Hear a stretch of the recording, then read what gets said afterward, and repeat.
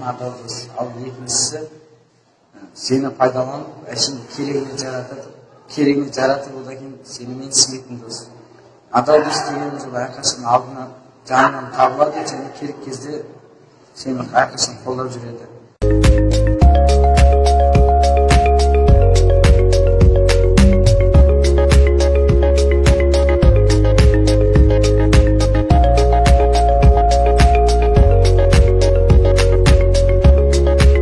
Достық әдеп сыйластық, дос өмірлік қимастық, достық жасап адамға, достаса біл қашанда.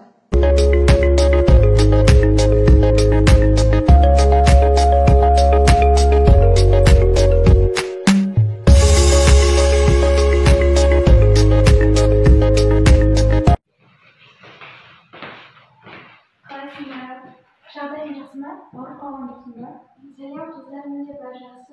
Жай тек тест сынамасын тапсыруға келген едім. Бізде бәрі жақсы. Біз мектепке барып оқып жатырмыз. Сен неге келмей жатырсың? Бір қиындық бар ма? Шыны керек, айтуға қысылып тұрмын. Менің аяқ киімім жыртылып қалған еді. Оны сатып алуға ақша жетпей жатыр.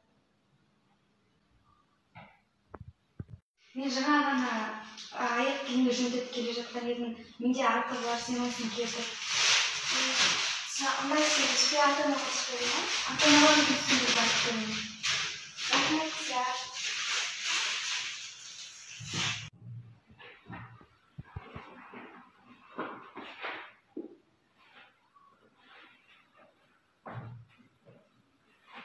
Рахмет қыздар. Енді не түсіндірем, университетке баратын боламын.